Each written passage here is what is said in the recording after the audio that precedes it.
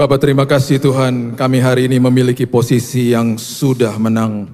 Kami hari ini Tuhan bukan sekedar hanya merayakan saja Tuhan setiap tahun kebangkitan Tuhan, tetapi setiap hari ketika kami bangun pagi kami tahu bahwa Yesus sudah bangkit. Itu sebabnya setiap hari kami tahu bahwa hidup kami memiliki pengharapan yang tidak akan pernah mengecewakan. Kami memiliki masa depan yang begitu dahsyat bersama dengan Kristus. Itu sebabnya Tuhan hari ini kami begitu bersuka cita. Karena apapun yang terjadi kami sudah berdoa dari posisi yang sudah menang. Kami percaya sakit penyakit disembuhkan. Kami percaya pemulihan sudah terjadi. Dan bahkan belum sampai khotbah ini selesai, kesembuhan sudah terjadi pada saat ini Tuhan. Kalau ada di antara kami yang sedang berdoa bagi keluarga yang sedang ada di rumah sakit, dimanapun mereka berada, lawat mereka Tuhan. Hari ini kuasa kebangkitan memulihkan, menyembuhkan. Dan kami akan menikmati mujizat Tuhan dalam hidup kami. Terima kasih Bapa, kami sambut firman kebenaran hanya di dalam satu nama yang indah, Yesus Kristus Tuhan dan Juru Selamat kami. Kami berdoa dan mengucap syukur. Kita sama-sama katakan, amin, amin, haleluya. Wow, selamat hari Paskah. Hari ini adalah hari yang luar biasa, yang begitu dahsyat. Dan hari ini ketika Kristus bangkit, murid-muridnya menyaksikan hal yang sangat luar biasa, dan gara-gara itu mereka kemudian membentuk dan menjadi pilar bagi gereja mula-mula. Kita harus paham bahwa saat itu tidak ada sosial media, tidak ada televisi, tidak ada radio, tetapi mereka menggegerkan dunia dengan Injil. Dan bahkan di Kisah Rasul 2 ayat 47 dikatakan bahwa Tuhan menambahkan jumlah mereka setiap hari. Setiap hari. Tuhan tahu, Tuhan menambahkan jumlah karena mereka akan datang di sebuah perkumpulan komunitas yang sudah mengalami kuasa kebangkitan. Itu sebabnya ketika ditambahkan jumlah, Tuhan tahu, karena Tuhan yang tambahin, Tuhan tahu bahwa jemaat mula-mula atau orang-orang yang baru bertobat itu akan di-mentor, akan diasuh dengan sangat luar biasa. Karena pada awalnya pilar daripada gereja mula-mula, mereka menginjil berdasarkan dengan pengalaman mereka. Mereka tahu bahwa Kristus sudah bangkit. Hari ini yang perlu kita ketahui adalah kita sudah memiliki posisi yang sudah menang. Dan itu sebabnya kita perlu tahu posisi kita di dalam Tuhan, di dalam kerajaan sorga seperti apa. Roma 8 ayat 17 mengatakan begini. Roma 8 ayat 17. Dan jika kita adalah anak, maka kita juga adalah ahli waris. Dan kemudian maksud daripada anak dan ahli waris itu apa? Maksudnya orang-orang yang berhak menerima, kalau dalam bahasa Inggrisnya ada kata all, semua janji-janji Allah. Itu posisi kita. Kita adalah anak, kita adalah ahli waris, kita adalah orang-orang yang punya hak penuh atas semua janji-janji Tuhan. Yang akan menerimanya bersama-sama dengan Kristus, akan menerima janji-janji Tuhan bersama dengan Kristus, yaitu jika kita menderita bersama-sama dengan Dia, supaya kita juga dipermuliakan bersama-sama dengan Dia. Kata menderita artinya simpateko. Kata menderita itu artinya sesuatu kata yang harmoni. Simpateko artinya taat. Hari ini yang perlu kita pahami adalah saya taat karena saya sudah dilayakan. Saya taat karena posisi saya hari ini sudah dilayakan. Saya taat bukan untuk dilayakan, tetapi karena saya sudah dilayakan. Itu sebabnya kita berdoa hari ini dari posisi yang sudah menang. Kita berdoa hari ini walaupun kita mungkin sedang menghadapi penyakit, menghadapi sebuah pergumulan, saya berdoa dari posisi yang sudah menang. Nah itu sebabnya ketika kita mengerti posisi kita di dalam Tuhan, anak, ahli waris, dan orang yang punya hak penuh atas semua janji Tuhan, selalu ada dua hal terjadi di dalam kehidupan orang-orang Kristen. Ada orang Kristen yang percaya saya tahu siapa saya di dalam Tuhan, tetapi tidak taat. Itu adalah gambaran daripada si bungsu yang terhilang. Di Lukas pasalnya yang ke-15 ayat yang ke-12 mengatakan begini. Lukas pasal yang ke-15 ayat yang ke-12. Kata yang bungsu kepada ayahnya, Bapa, berikanlah kepadaku bagian harta milik kita. Dia tahu bahwa dia punya akses kepada bapaknya. Dia tahu bahwa dia melekat kepada bapaknya. Dia tahu posisi dia di dalam rumahnya, di dalam hubungannya dengan bapaknya. Berikanlah harta milik kita, punya bapak, punya saya juga. Tetapi tidak taat, dia mengatakan apa? Yang menjadi hakku. Dia memisahkan akses kepada kepemilikan. Dia memisahkan yang tadinya dia ngerti bahwa saya adalah pengelola. Saya tidak lagi mau jadi pengelola, saya mau jadi pemilik. Jadi dia ngerti, dia katakan sebelumnya, dia katakan dengan jelas, dia katakan, berikanlah kepadaku bagian harta milik kita. Ada orang Kristen yang tahu siapa dia, tahu posisinya di dalam Tuhan, tapi hidupnya tidak taat. Hidupnya tidak taat, akhirnya terhilang. Akhirnya semua yang Tuhan mau titipkan dalam hidupnya tertunda. Padahal Tuhan sudah siapkan yang terindah bagi setiap kita. Dan Tuhan menunggu manusia untuk terus bertumbuh di dalam kasih karunia, makin dewasa, makin dititipkan perkara yang luar biasa. Dan ada juga orang Kristen yang dia taat, tapi dia nggak percaya. Taat. Oh, dia taat, setiap hari dia berusaha untuk terus taat. Tapi dia sering kali nggak percaya. Itu yang terjadi sama Thomas. Itu sebabnya ketika Yesus hadir, ketika sudah ada kebangkitan, dia hadir, dia katakan begini di Yohanes 20 ayat 29. Kata Yesus kepadanya, karena engkau telah melihat aku, maka engkau percaya. Karena engkau telah melihat, makanya engkau percaya. Berbahagialah atau diberkatilah bahasa aslinya. Mereka itu siapa? Saudara dan saya. Yang tidak melihat, yang tidak pernah melihat Yesus secara fisik pada hari ini. Dari kita lahir sampai nanti kita menutupkan mata di bumi ini. Siapa kita? Kita ya adalah orang-orang yang tidak lihat Yesus, tetapi kita percaya. Kita adalah orang-orang yang diberkati, walaupun tidak lihat Tuhan secara fisik, namun kita percaya. Itu sebabnya firman Tuhan hari ini mengatakan kepada kita, mengertilah posisi kita. Setelah ada kuasa kebangkitan, kemudian hidupi kehidupan ini dengan percaya dan taat. Percaya dan taat. Ada kuasa kebangkitan yang akan bekerja dalam hidup kita dengan sangat luar biasa, sangat maksimal ketika kita ngerti posisi kita, kemudian kita percaya dan kita taat. Sederhana tapi seringkali sulit dilakukan.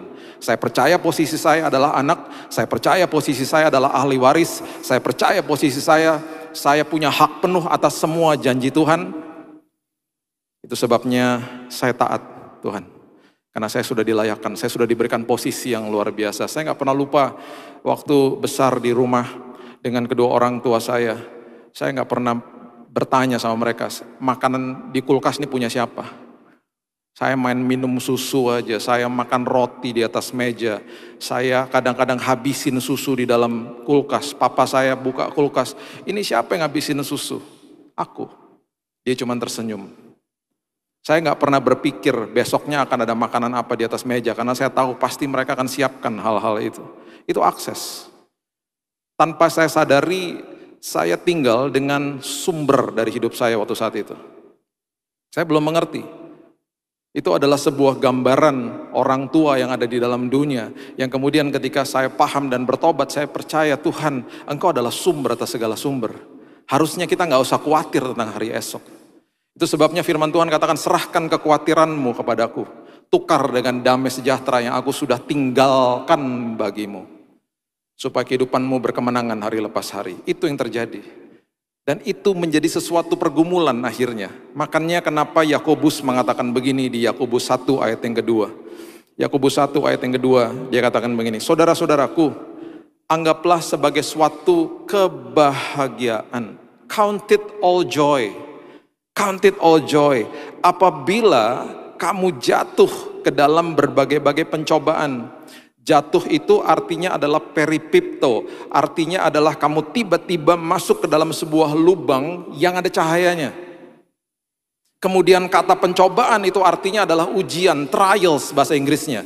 Itu bahasa aslinya adalah perasmos. Perasmos itu artinya kamu memiliki kesempatan untuk mengalami Tuhan.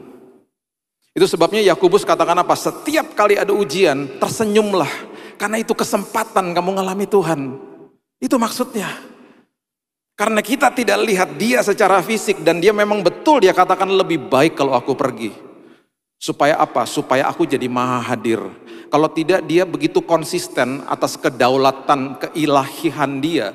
Karena dia juga memiliki casing tubuh manusia, dia tidak maha hadir. Itu sebabnya dia katakan lebih baik aku pergi. Supaya aku jadi maha hadir. Supaya rohku ada di dalam setiap anak-anakku. Betul, kamu tidak akan lihat aku, tapi kamu akan alami aku dalam hidupmu. Itu sebabnya ketika ada ujian di hadapanmu, tersenyumlah karena kamu akan lihat aku di dalam itu. Itu maksudnya, makanya Yakobus katakan tersenyumlah, berbahagialah, count it all joy. Seekor kerang ketika menerima pasir, dia akan mengubah pasir itu menjadi mutiara. Seringkali ada pasir-pasir kehidupan masuk dalam hidup kita. Bukannya kita mengambil keputusan untuk mengubahnya menjadi sebuah karakter yang bermutiara, kita mengubahnya jadi kepahitan. Kita mengubahnya menjadi sebuah pembalasan dan lain sebagainya. Setiap kali ada ujian, itu kesempatan kita ngalami Tuhan. Itu sebabnya, setiap kali ada masalah di depan kita, ada dua paradigma yang perlu kita mengerti. Saya harus tahu posisi saya di dalam Tuhan. Itu sebabnya ketika ada masalah, jangan lihat masalah dari paradigma ini cobaan. Kalau cobaan itu artinya mengeluarkan kelemahan saya dan memakai kelemahan saya untuk menghancurkan saya. Itu yang iblis lakukan. Tetapi kita harus melihat itu dari sisi paradigma ini sebuah ujian. Karena ujian adalah mengeluarkan kelemahan saya dan memakai kelemahan itu untuk membuat saya lebih baik.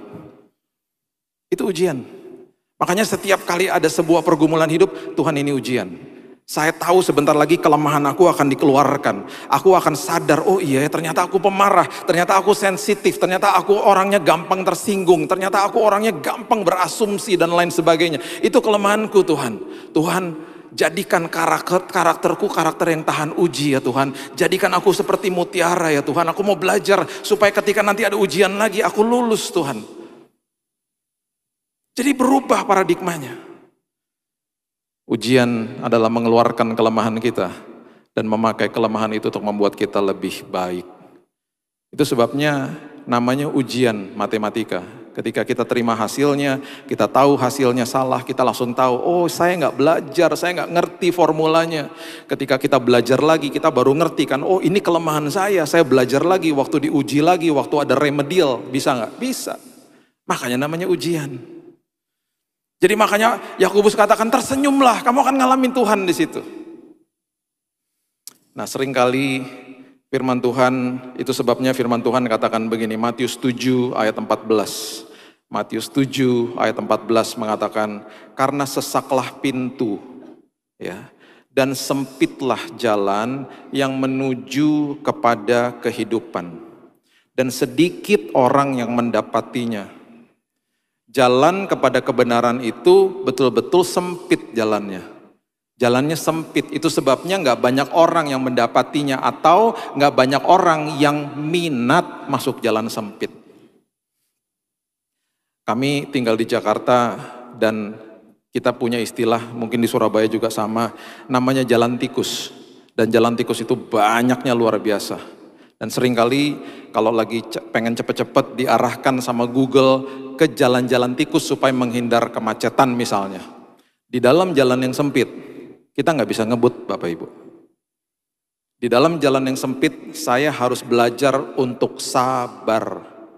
Karena kalau cepet-cepet nabrak ayam nanti.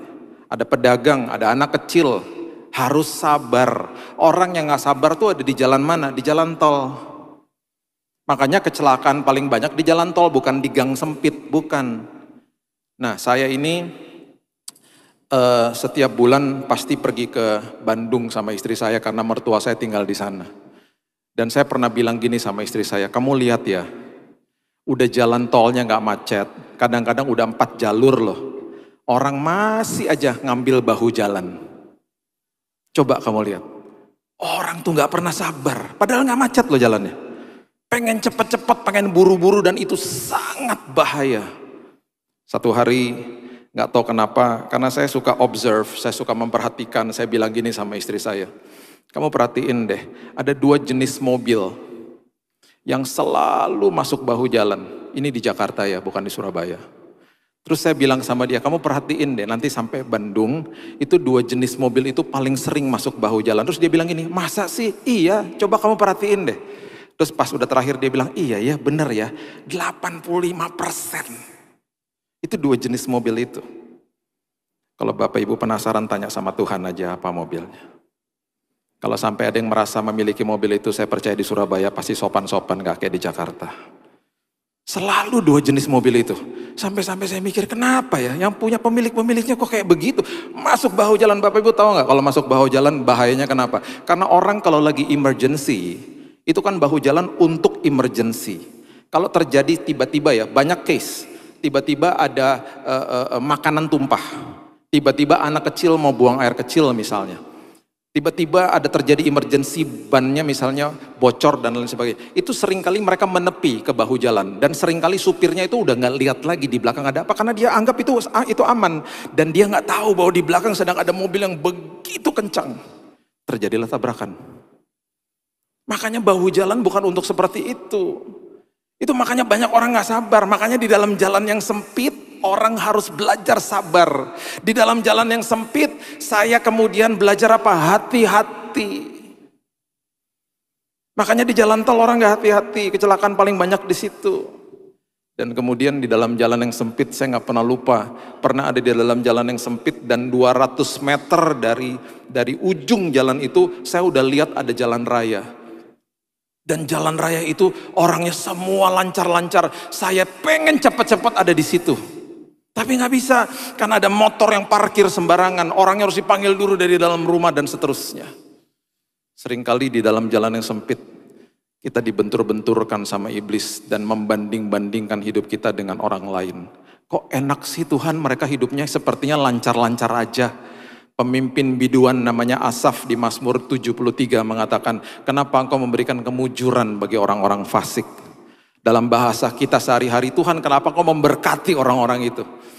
Kita udah gak ngerti arti berkat, kita bilang Tuhan kenapa hidup mereka, karena mereka mudah, kelihatannya mudah, mereka berarti diberkati. Tidak.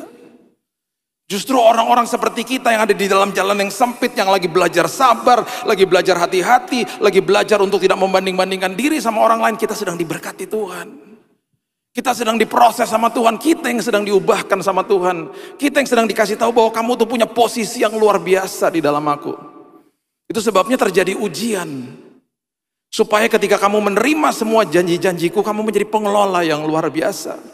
Makanya tersenyumlah ketika masuk ke dalam jalan yang sempit, tersenyumlah ketika ada ujian. Karena kita lagi ngalami Tuhan. Itu maksudnya.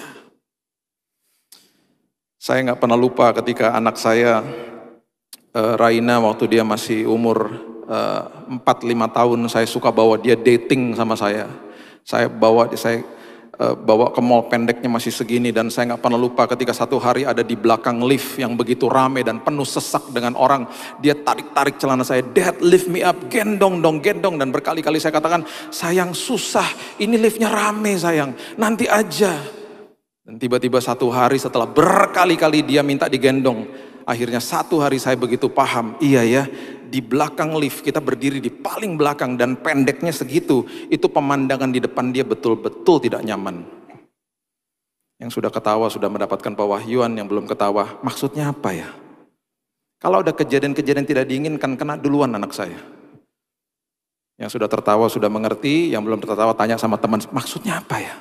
Kalau masih belum mengerti juga kan sekarang lift udah boleh rame. Bapak Ibu ke belakang lift yang paling rame, kemudian tundukkan dirimu seperti begini dan lihat depanmu. Itu betul-betul pemandangan yang tidak enak. Dan di situ ketika saya sadar bahwa anak saya betul-betul pemandangannya tidak enak, dia sumpek di bawah situ. Saya permisi sama Mas di depan, permisi ya Mas, saya gendong anak saya. Dan saya nggak pernah lupa ketika saya gendong mukanya begini tiba-tiba, lega. Waktu mukanya lega, apakah liftnya masih rame? Masih. Tapi kenapa mukanya lega? Karena pandangan dia setinggi pandangan saya. Kalau lagi lewatin masalah, bilang gini sama Tuhan, gendong aku Tuhan. Dan ketika kita digendong sama Tuhan, tiba-tiba kita melihat dari perspektifnya Tuhan. Tiba-tiba ada damai sejahtera, ada sukacita. Masalahnya masih ada? Masih ada. Badainya masih ada? Masih ada. Tapi kita ada damai, karena kita digendong sama Tuhan. Itu maksudnya. Melewati hal-hal seperti begitu, ngalamin Tuhan jadinya. Ada seorang bapak-bapak yang sudah tua dan dia buta. Dia dimasukkan ke dalam rumah jompo. Dan ketika dia masuk ke rumah jompo, dia digandeng sama petugas untuk jalan ke kamarnya dia. Dia tua dan dia buta. Jadi dia digandeng sama petugasnya. Selagi mereka berjalan, si petugasnya bilang begini sama si bapak itu, "Pak, nanti kamar bapak tuh bagus banget Pak. Pemandangannya luar biasa, ada danau Pak depannya Pak. Kemudian catnya warna kamar bapak tuh pastel Pak. Jadi teduh banget kamarnya bapak, bagus sekali Pak." Tiba-tiba si bapak ngomong gini, "Oh iya, bagus sekali ya. Loh Pak, kita belum sampai loh Pak di kamarnya." Si bapak bilang gini, "Mau sampai atau belum, tetap aja saya tidak bisa lihat. Tetapi saya bilang bagus berdasarkan penjelasanmu." Harusnya hari ini kita bilang sama Tuhan, "Wow Tuhan, betapa indahnya masa depanku.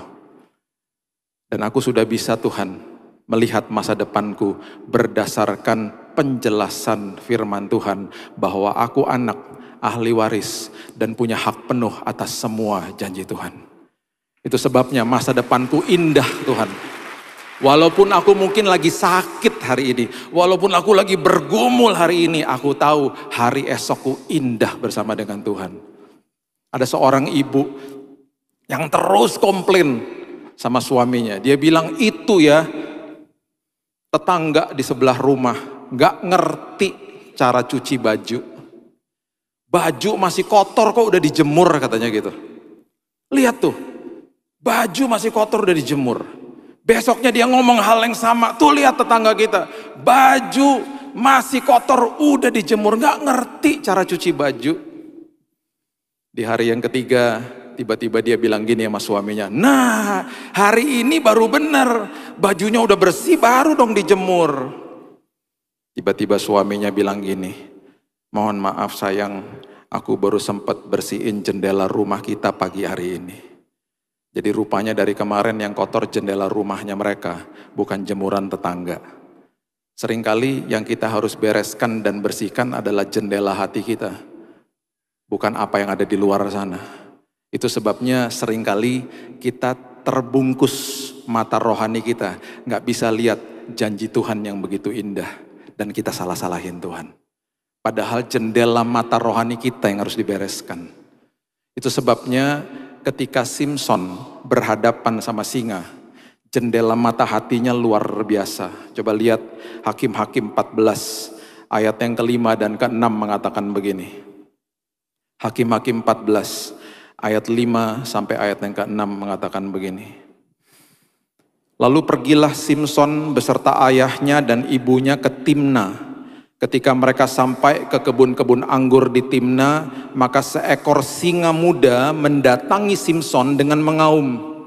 Ya, kalau kita baca di Perjanjian Baru, lawanmu si iblis berjalan seperti singa yang mengaum-ngaum, menyerang kerohanian jiwa kita. Dulu di Perjanjian Lama kejadian-kejadiannya banyak yang serba fisik, dan kemudian sekarang diterjemahkan dalam kehidupan kerohanian kita. Ini benar-benar Simson ngelihat dan berhadapan sama singa betulan. Pada waktu itu, perhatikan kalimat ini, berkuasalah roh Tuhan atas dia. Nanti satu hari kita bisa belajar tentang pengertian-pengertian ini. Di Perjanjian Lama, roh Tuhan berkuasa atas manusia. Di Perjanjian Baru, roh Tuhan berkuasa di dalam manusia, di dalam kita. Dia memberikan kuasa kebangkitan di dalam kita. Dan ketika itu, ketika ada roh Tuhan di atasnya, perhatikan kalimat ini, sehingga singa itu dicabiknya seperti orang mencabik anak kambing. Karena ada roh Tuhan, dia melihat singa itu bukan seperti kambing, anak kambing. Karena jendela hatinya melihat kebesaran Tuhan, bukan kebesaran musuh.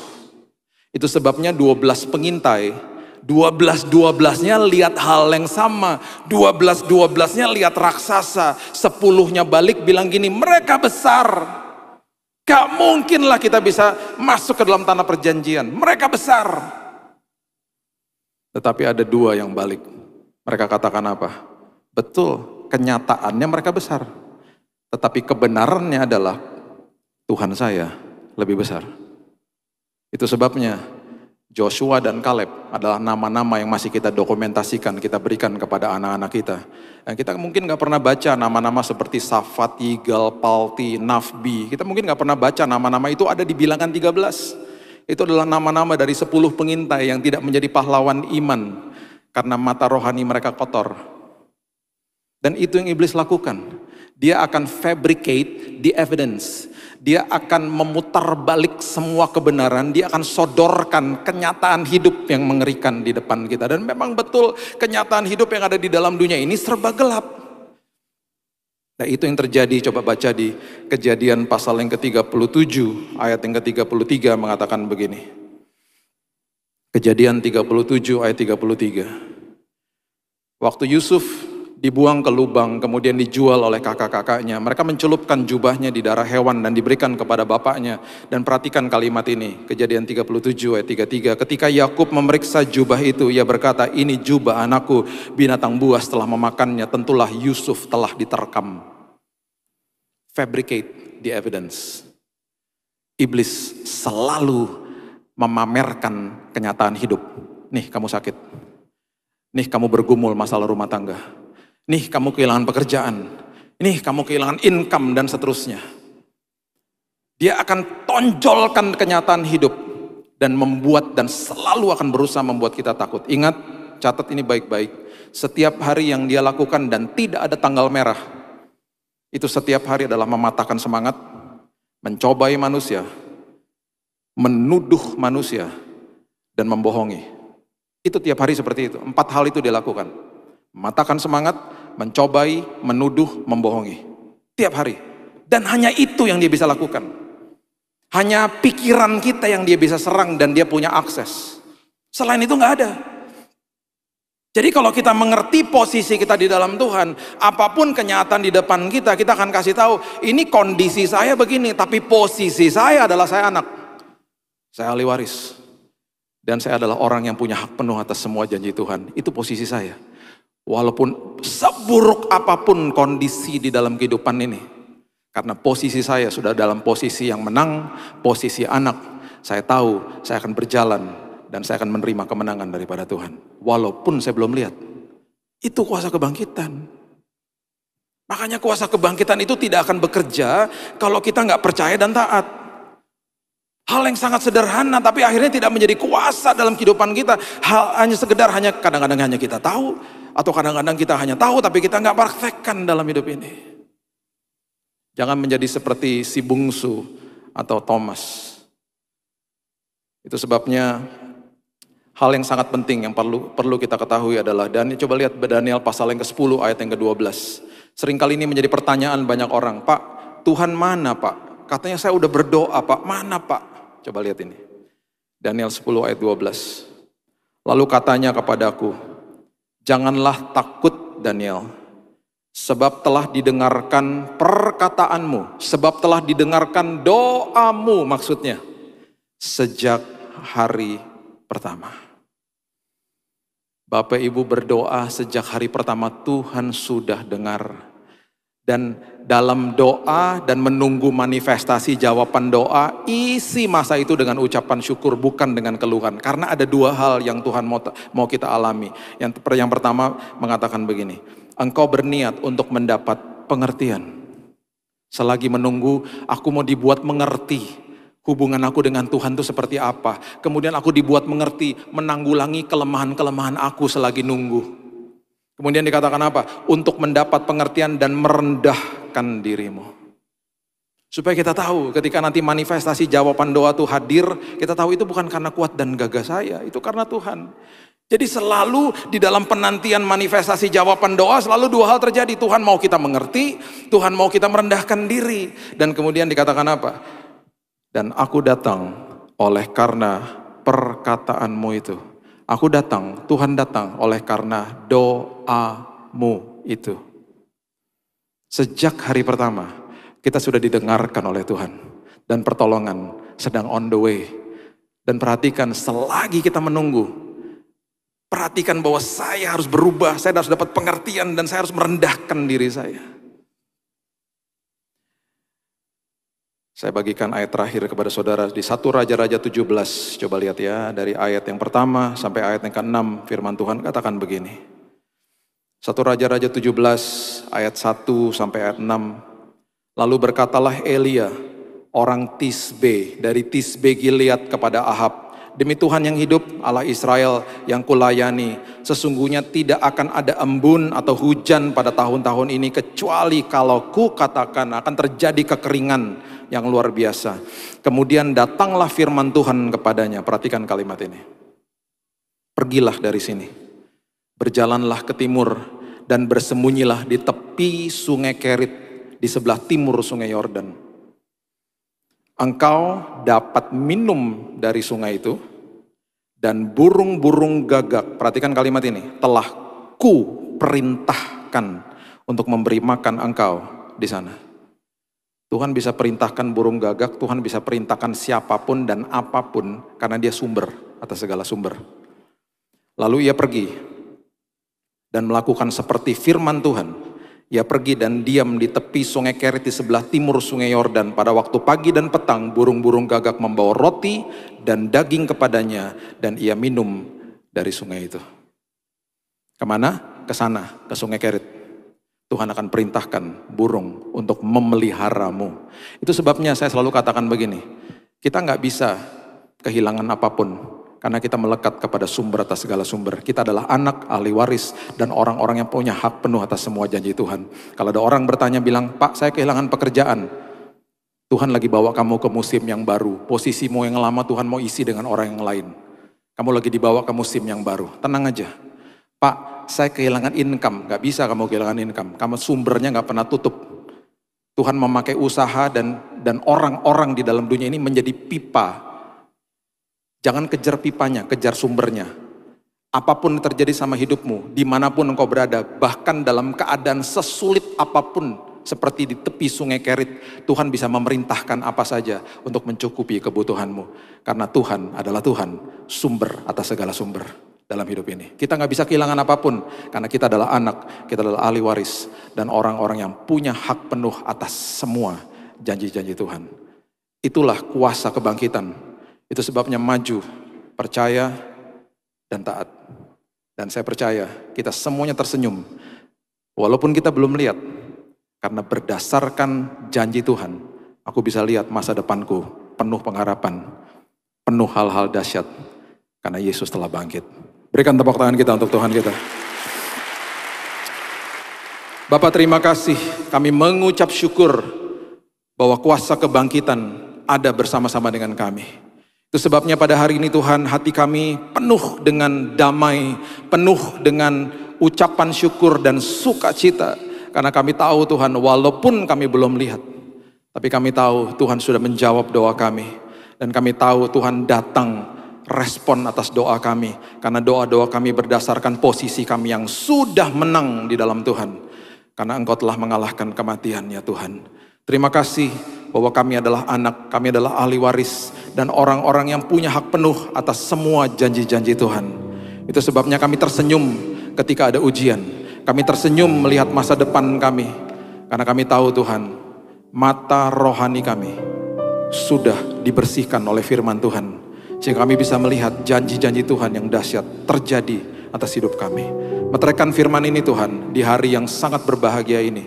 Karena kami memiliki kuasa kebangkitan bersama dengan Kristus. Di dalam nama Tuhan Yesus, kami sudah berdoa dan sudah menerima firman kebenaran. Kita sama-sama katakan, amin.